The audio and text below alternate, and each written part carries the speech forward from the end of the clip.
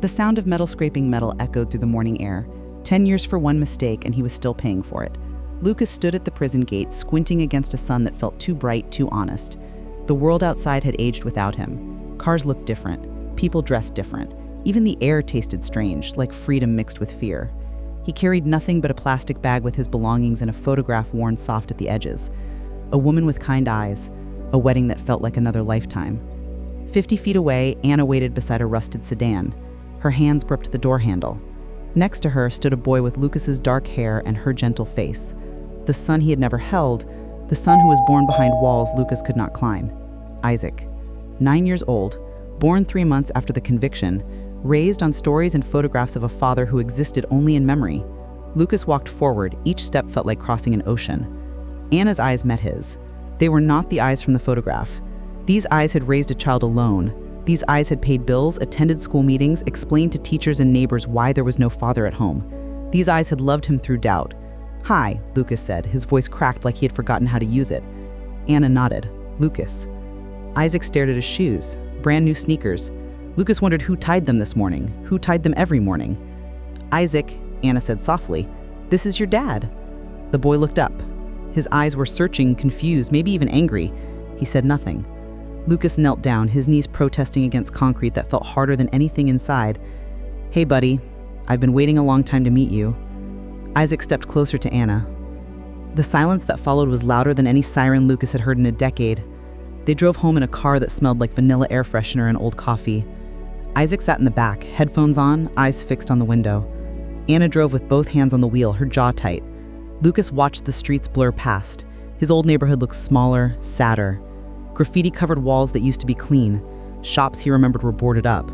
Only the church on the corner remained the same, its white cross still pointing skyward like a promise. "We're renting now," Anna said, breaking the silence. "Lost the house 3 years ago. This place is smaller, but it's ours." Lucas nodded. "I'll work. I'll help." Anna's laugh was bitter and quick. "With what job, Lucas? You think people are lining up to hire someone with your record?" He had no answer. The apartment was on the 3rd floor of a building that had seen better decades. Inside, it was clean but cramped. 2 bedrooms, a narrow kitchen, a living room with a couch that sagged in the middle. Isaac disappeared into his room without a word. The door clicked shut. Anna set her keys on the counter. "He doesn't know you. He's scared." "I know. You can sleep on the couch. We'll figure out the rest as we go." Lucas looked around his new home. 10 years ago, he had imagined this moment differently. He had imagined Isaac running into his arms, Anna's smile warm and forgiving, a house with a yard where they could start over. This was not that. This was reality, cold, complicated, and uncertain. That night, Lucas lay on the couch staring at the ceiling. Through the thin walls, he could hear Isaac's muffled voice talking to Anna. He could not make out the words, but he heard the tone. Fear, confusion, rejection. He closed his eyes and prayed for the first time in years. Not for himself, for his son, for Anna. For a second chance he knew he did not deserve. Outside, sirens wailed in the distance, the same sound that used to lull him to sleep behind bars. Some things never change, but some things must.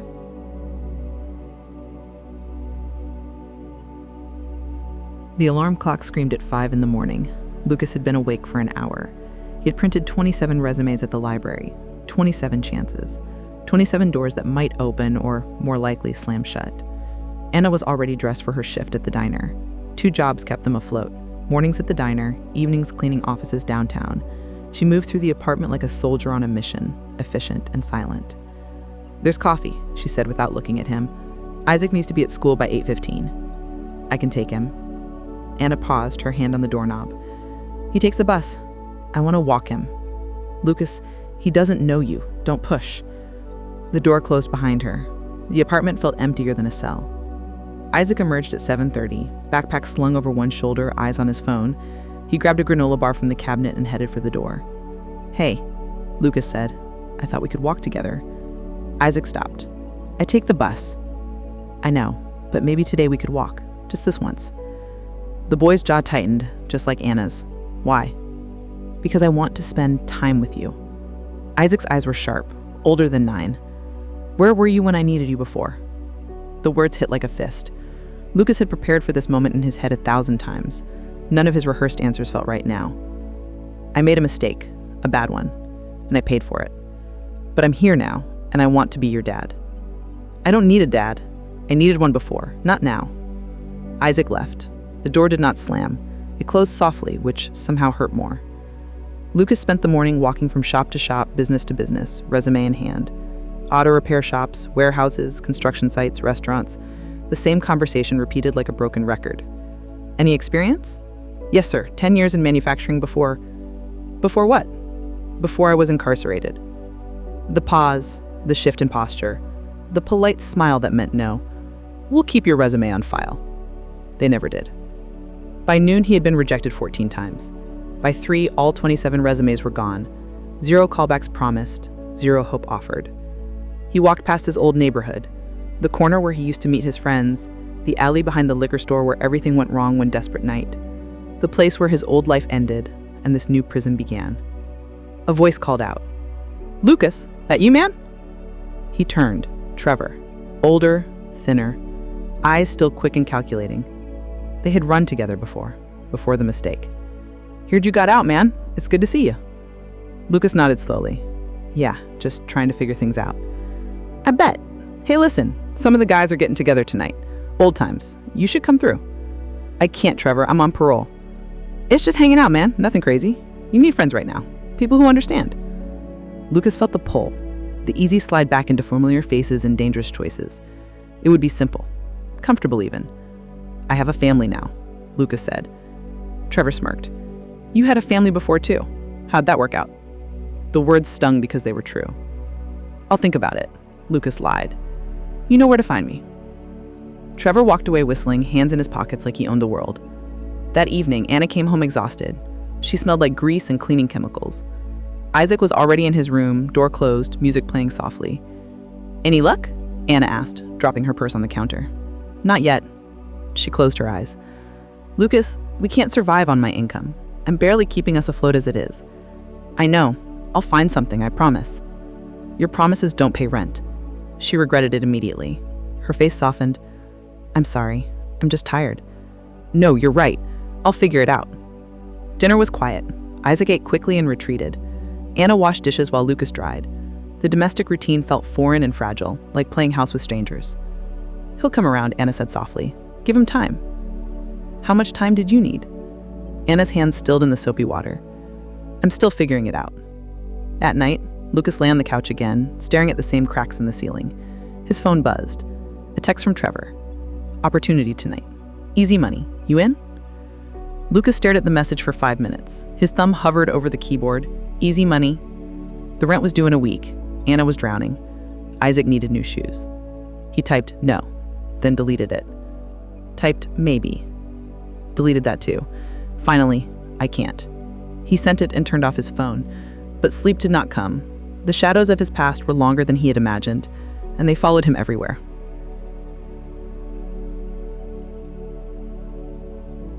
2 weeks passed like a slow bleed. Lucas found work at a car wash. $6 an hour, cash under the table, no questions asked. No background checks. To soap, water, and the burning shame of being 35 years old and grateful for scraps. His hands cracked from the chemicals, his back ached from bending, but he showed up every morning at 6 and stayed until dark.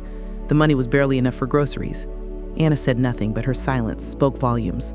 She worked her 2 jobs, he worked his 1. They passed each other like ghosts in their own home. Isaac's wall remained solid as concrete. One evening, Lucas tried again. He knocked softly on Isaac's door. "Yeah?" Isaac's voice was flat. Lucas entered. The room was small but organized. Posters of basketball players on the walls, homework spread across a small desk, a life built without him. "Hey, buddy. I thought maybe we could shoot some hopes at the park. I saw a court down the street." Isaac did not look up from his homework. "I have practice tomorrow.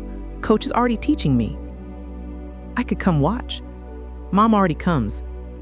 Lucas sat on the edge of the bed. "Isaac, I know I wasn't there. I know I missed everything, but I'm here now. I want to know you." Finally, Isaac looked up. His eyes were red, angry. "You want to know me? Fine. I'm 9 years old. My favorite color is blue. I like basketball and video games. My best friend is Tommy from school. I get good grades. I help Mom when she's tired. I've been the man of the house since I was born." His voice cracked. "You don't just get to walk in and be my dad now." Lucas felt his throat tighten. "You're right. I don't get to just walk in. I have to earn it.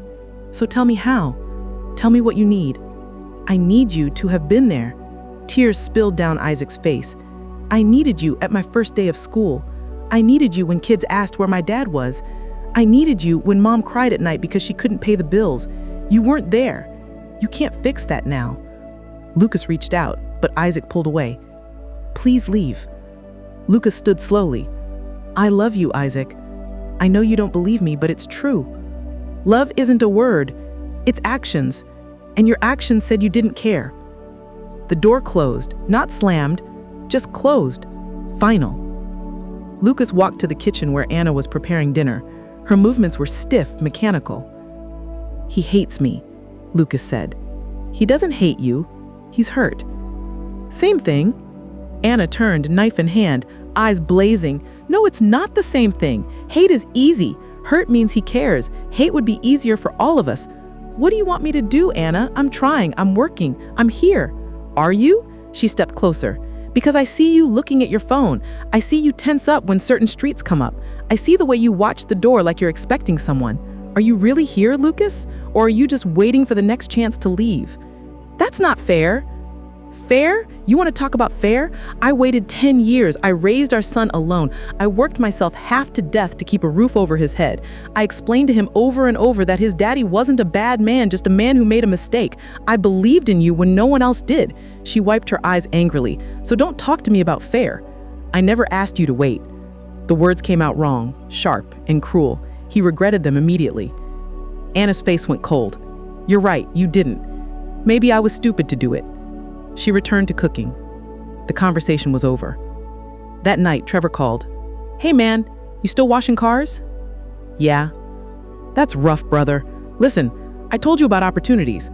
Real money, nothing crazy. Just some driving. One night, $200. You interested? Lucas looked around the apartment. The overdue bills stacked on the counter. Isaac's shoes with holes in the soles. Anna's exhausted face burned into his memory. What kind of driving? Just picking up packages. Easy. I wouldn't ask if I didn't trust you. Lucas knew better. He had been down this road. Packages meant drugs. Driving meant distribution. Easy meant dangerous. I have to think about it. Don't think too long. Opportunity doesn't wait. Lucas hung up and stared at the ceiling. The cracks looked like roads splitting off in different directions. Every choice led somewhere. Most led backwards. His phone buzzed again. A text from his parole officer. Meeting Friday, 2 p.m., don't be late. Another text, this time from Anna.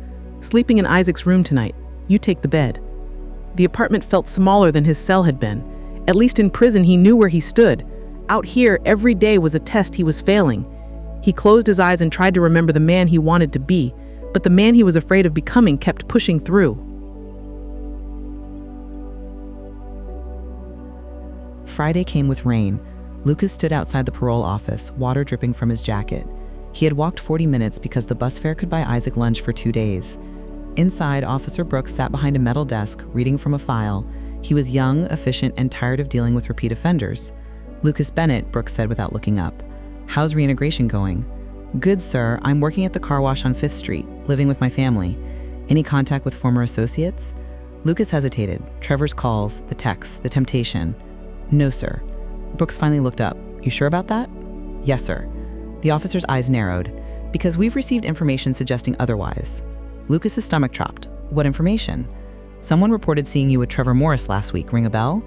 I ran into him on the street. I didn't plan it. I walked away. Did you? Brooks pulled out a photograph. Security camera footage. Lucas and Trevor talking on the corner. This looks like more than walking away. He approached me. I told him I couldn't be involved in anything. You can ask him. We can't. Trevor Morris was arrested 3 days ago for distribution. During interrogation, he mentioned your name. The room tilted. What? He claims you've been working with him, running packages, said you needed money. That's a lie. I never... Save it. Brooks stood.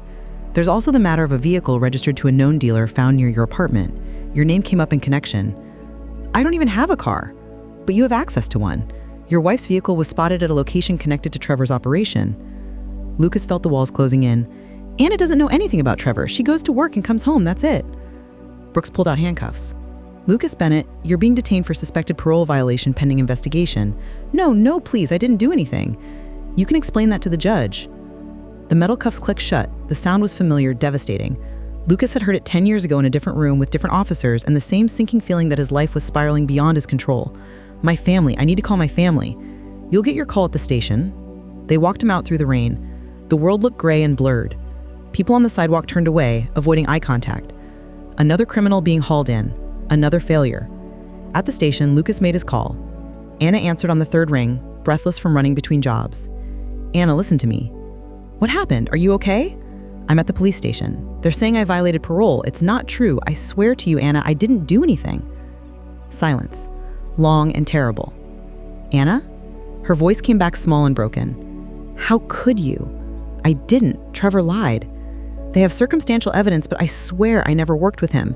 You have to believe me. I want to. God, Lucas, I want to, but how many times can I believe you before I'm just being stupid? This time is different. I'm innocent. You were innocent last time too, until you weren't. The line went dead.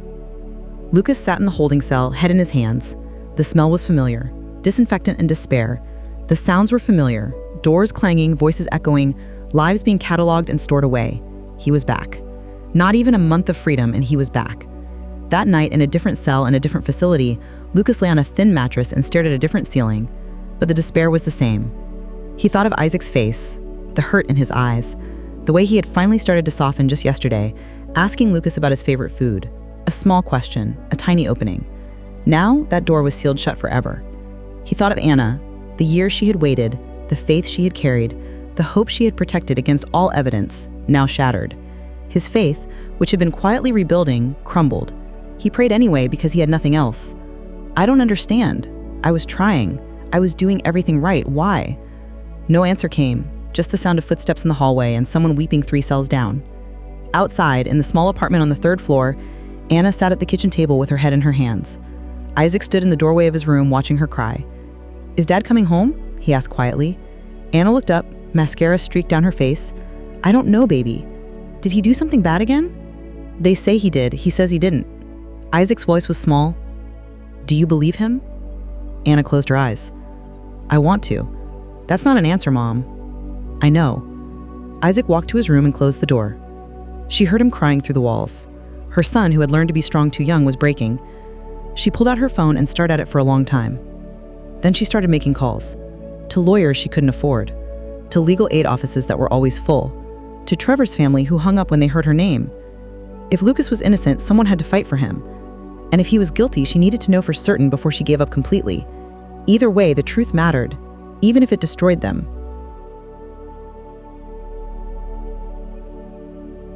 Lucas had been back inside for 6 days when he asked for paper and a pen. The guard, an older man with kind eyes, brought him 3 sheets and a blue ballpoint. Who you writing to? My son. The guard nodded. Good, keep writing. Sometimes that's all we got. Lucas sat on his bunk and stared at the blank page for 20 minutes. What do you say to a 9-year-old boy who barely knows you? How do you explain that the world isn't fair, that sometimes innocent people suffer, that his father is trying but keeps failing? He wrote anyway. Dear Isaac, I know you don't want to hear from me. I know you think I left again because I wanted to, but I need you to know the truth. I didn't do what they say I did, I promise you. Someone lied about me and now I'm paying for it. Again. But that's not what I want to talk about. I want to talk about you. Your mom showed me pictures, all 9 years of you. First steps, first day of school, birthday parties, soccer games. I missed all of it. And I hate myself for that every single day. I see your face and I see the best parts of me in your mom. You have her kindness, her strength. You probably have some of my stubbornness too, which I'm sorry about. I wish I could go back and make different choices. I wish I could have been there to teach you to ride a bike, to help with homework, to tell you bedtime stories. I wish I could have protected you from kids who asked mean questions and made you feel different. But I can't change the past. All I can do is tell you the truth now. I made a mistake a long time ago.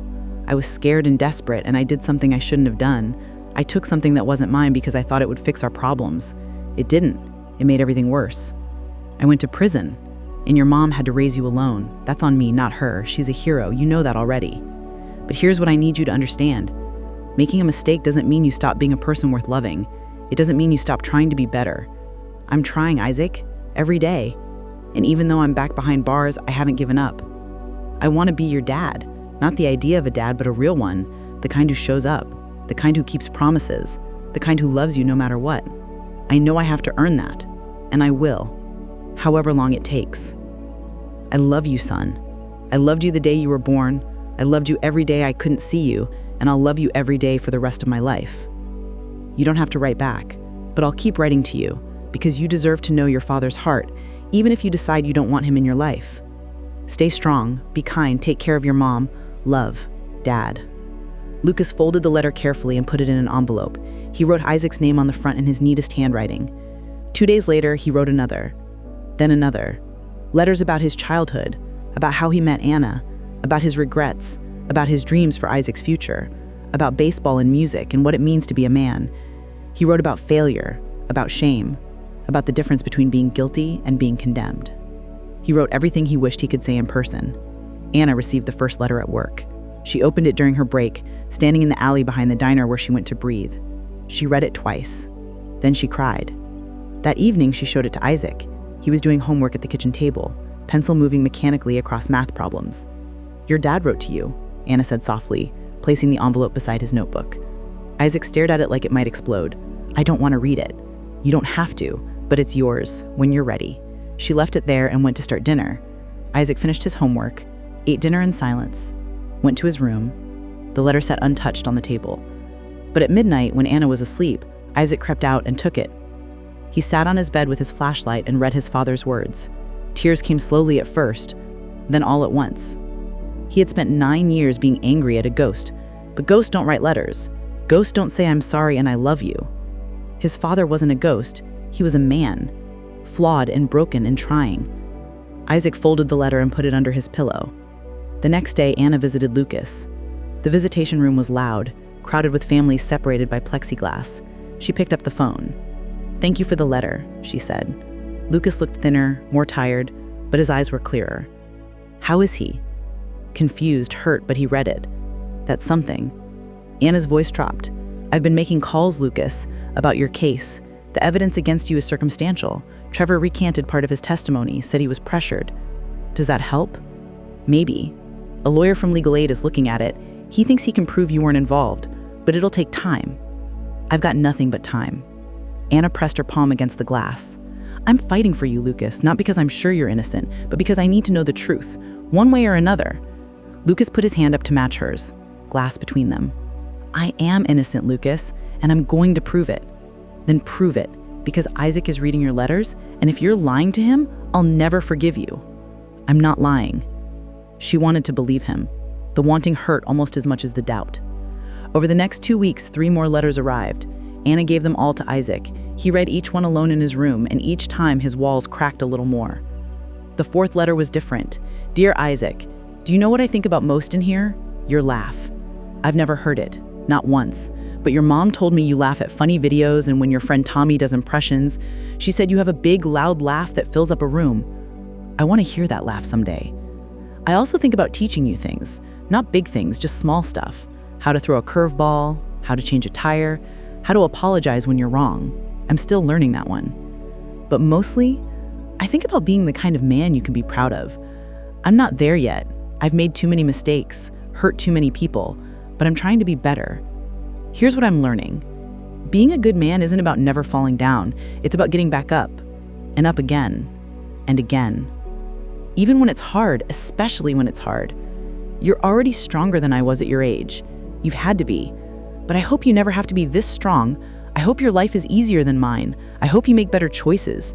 And if you do mess up someday, because everyone does, I hope you remember that mistakes don't define you. What you do after defines you. Keep being brave, son. Love, Dad. Isaac read that letter 3 times. Then he did something he hadn't done since Lucas came home. He took out a piece of paper and wrote back. Dear Dad, Mom says you didn't do the bad thing they said. I hope that's true. I don't know if I can call you Dad yet, but I'm reading your letters. My favorite subject is math. I'm good at it. I also like basketball. I'm not very tall yet, but Coach says I'm quick. I don't remember you, but sometimes I wish I did. Isaac. When Lucas received that letter, he wept in his cell. The guard who brought it saw and said nothing, just left him alone with his joy and grief. His son had written back, 5 sentences, simple and guarded, but a door had opened. Lucas wrote back immediately, and for the first time in 10 years, he felt something he had almost forgotten. Hope. The breakthrough came on a Wednesday. Anna's phone rang while she was scrubbing floors at the office building downtown. The number was unfamiliar. "Mrs. Bennett, this is James Parker from Legal Aid. I have news about your husband's case." Anna sat down on the floor, mop in hand. "What kind of news?" "Good news. We found surveillance footage from a gas station 3 blocks from where Trevor claimed Lucas was making a pickup. The timestamp matches exactly when the alleged exchange happened. Lucas is clearly visible pumping gas. He couldn't have been in both places." Anna's hand shook. "Are you sure?" "Positive. We also have cell tower records showing his phone never pinged near any of Trevor's operation locations. Trevor has now admitted he named Lucas to reduce his own sentence, hoping the prosecutor would go easy on him for cooperating. He thought Lucas wouldn't be able to prove his innocence. So what happens now? We're filing a motion to dismiss. With this evidence, the prosecutor has no case. Lucas should be released within 48 hours. Anna dropped the phone, picked it up. "Thank you. Thank you so much." She called Isaac's school and got permission to pull him out early. They sat in the car in the parking lot and she told him. Isaac's face cycled through emotions too fast to name. Confusion, relief, fear, hope. "So he was telling the truth?" Isaac asked. "Yes, baby, he was telling the truth." "When is he coming home?" "Soon. Maybe tomorrow or the next day." Isaac was quiet for a long moment. Then, "I want to be there when he comes out." Anna looked at her son. He had grown up so much in the past month. "Okay, we'll be there." 43 hours later, Lucas walked out of the detention center into cold morning air. This time felt different. The first time, he had carried guilt and shame. This time, he carried vindication. Anna and Isaac stood by the car, waiting. Lucas walked toward them slowly, afraid to move too fast, afraid this was a dream. "Hi," he said. Anna smiled. Not the full smile from 10 years ago, but real. "Hi." They stood there, 3 people connected by blood and pain and stubborn hope. Then Isaac stepped forward, 1 step, 2, 3. He stopped in front of his father and looked up.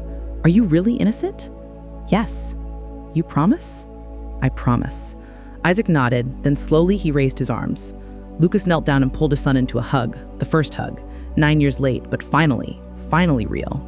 Isaac cried, Lucas cried, Anna cried. They stood in the parking lot holding each other while the world moved around them, and for the first time, they felt like a family. The drive home was different. Isaac sat in the back but talked. About school, about basketball, that a funny thing Tommy said yesterday. Small talk, normal talk, the most precious kind. At the apartment, Lucas noticed small changes. The couch had a blanket folded neatly on the arm. His toothbrush was back in the bathroom. Anna had made room for him again. "I wasn't sure you'd want me back," Lucas said quietly. Anna set her purse down. "I wasn't sure either, but you told the truth. You kept your word. That matters. I know I have a long way to go. We all do, but we'll go together." That evening, they had dinner as a family, real dinner. Isaac told a joke, Lucas laughed too loud, Anna smiled into her water glass. It was ordinary, imperfect, beautiful. After dinner, Isaac pulled out a folded piece of paper. "I wrote you another letter, but you're here now, so I'll just tell you." "Okay." Isaac took a breath. "I'm still mad about before, about you not being there. That doesn't just go away. I know. But I'm glad you're here now. And I want to try to have a dad, if you want to try to be one." Lucas's throat tightened. "I want that more than anything." "Okay." Isaac held out his hand. "Deal?" Lucas shook it solemnly. "Deal." That night, Lucas lay in bed next to Anna for the first time in 10 years. The space between them was careful, respectful, trust rebuilding slowly. "Thank you for believing me," he whispered. "Thank you for being worth believing in." They fell asleep to the sound of Isaac's quiet breathing through the wall. Not music, but close enough. The next morning, Lucas woke to sunlight and possibility. He had no job, no savings, no clear future, but he had his family, and he had the truth. It was enough. For now, it was enough.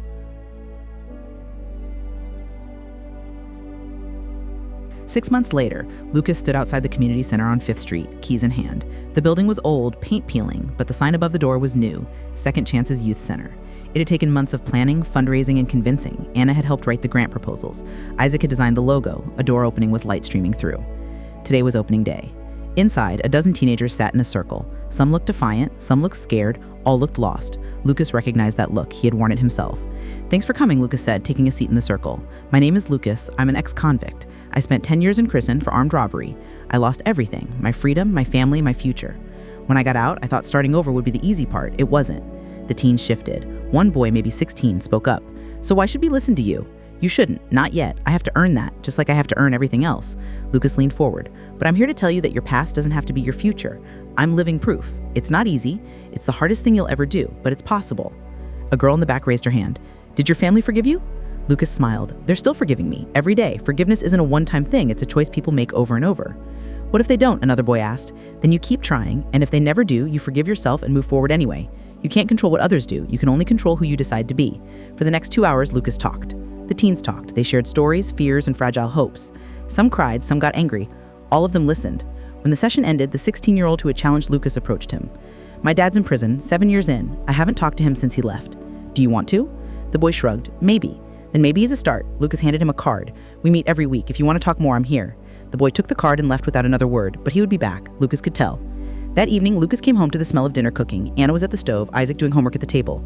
Normal, routine, precious. How'd it go? Anna asked. Good, really good. Pearl's kids showed up. Isaac looked up. Did they listen?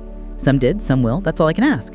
They ate dinner together, talking about Isaac's basketball game coming up, Anna's promotion at the diner, Lucas's plans for the center. Small things, big things, everything. After dinner, Isaac asked Lucas to help him with his math homework. They sat side by side working through problems. Isaac got frustrated. Lucas stayed patient. They figured it out together. Thanks, Dad, Isaac said when they finished. Lucas's heart swelled. 6 months ago, Isaac couldn't say that word. Now it came naturally. Anytime, son. That night, Lucas and Anna sat on the couch watching television, her head resting on his shoulder, his arm around her waist. Comfortable, real. I'm proud of you, for what? Anna said during a commercial. For not giving up? For proving everyone wrong, for being the man I always believed you could be. Lucas kissed her forehead. I couldn't have done it without you. Yes, you could have, but I'm glad you didn't have to. They sat in silence, the TV murmuring in the background. Outside, sirens wailed. The same sirens that had once meant danger now just meant life continuing in a complicated city.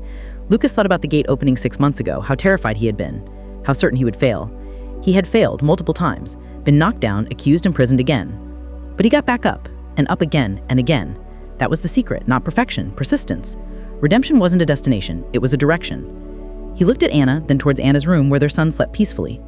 This was grace, messy, hard-won, imperfect grace. It was enough, more than enough. It was everything.